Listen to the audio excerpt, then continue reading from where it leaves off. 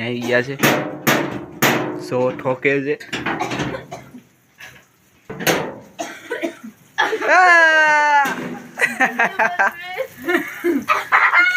કેમ થયું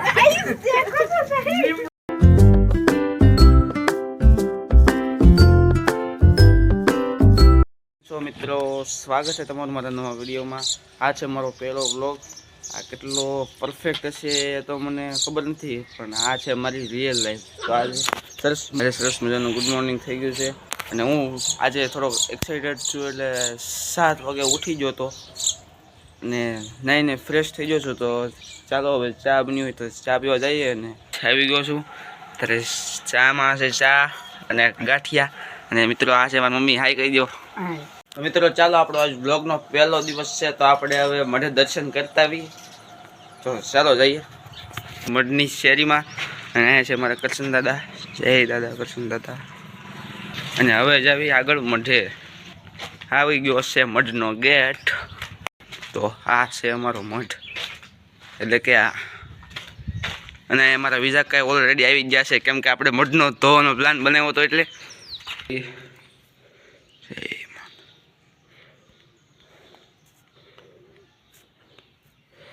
લીધા છે। અને મઢ ધોવાનું છે એટલે મોટર વાયર લઈને આવી ગયો છું।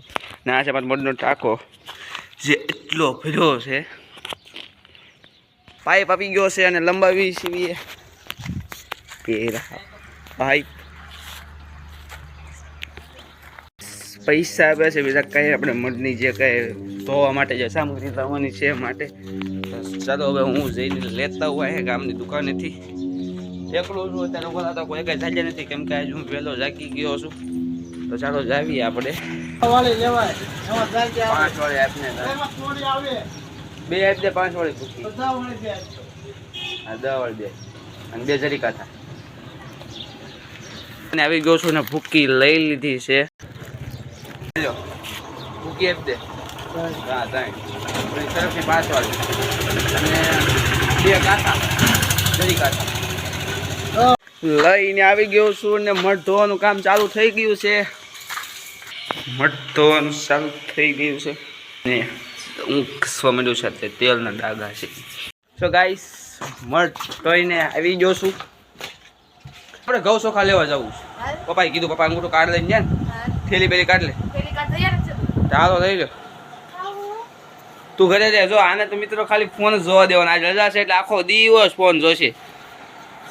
હાલો આપણે લેતા આવી, હાલો ઘઉં ચોખા લઈને।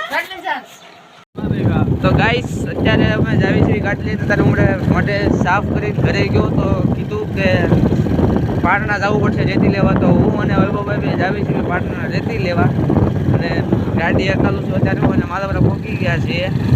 રેતી લેવા ગયા તો ત્યાં તો રેતી થોડીક મોંઘી પડી એટલે રેતી તો લીધી નથી। અને અત્યારે કાળુ કાન ઘરે આવી ગયો છું ને અત્યારે એમને નાસ્તામાં બનાવ્યા છે બટેટા પૌવા।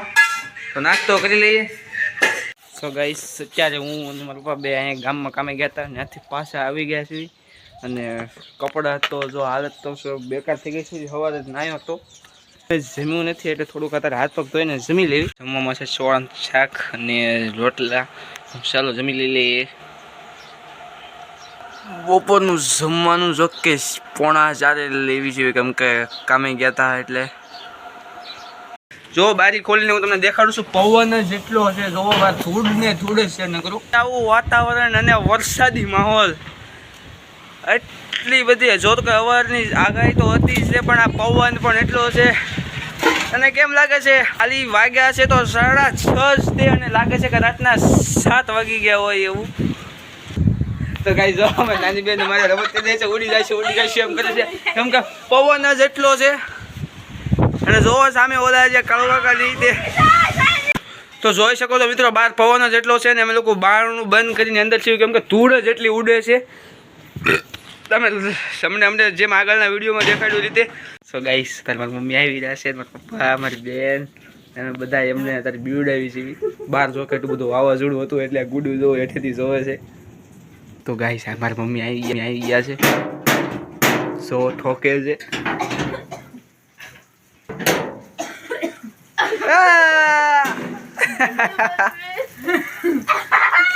કેમ થયું? તો તો મિત્રો હજી રાતના 7:45 વાગી ગયા છે અને જે ઓલું વાવાઝોડું હતું એના કારણે લાઇટ તો આવી શકતી નથી, એટલે જો અમે અમારા ઘરમાં અંધારાના અત્યારે સીવી અને મારા મમ્મી બિચારા જો અંધારાનું રાંધે છે.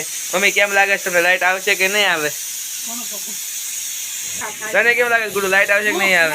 તો મિત્રો અમારી બેને અત્યારે બિચારા ગલુડિયાને અત્યારે અંદર ઉડાવી દીધા છે, કેમ કે બહાર વરસાદ ને પવન એટલો છે. એટલે તને કેમ લાગે છે આવશે વરસાદ? સોરી વરસાદ, લાઇટ આવશે કે નહીં?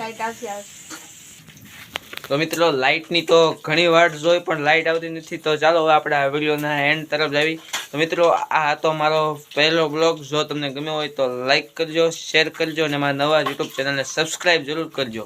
તો મળીએ નવા બ્લોગમાં. બાય.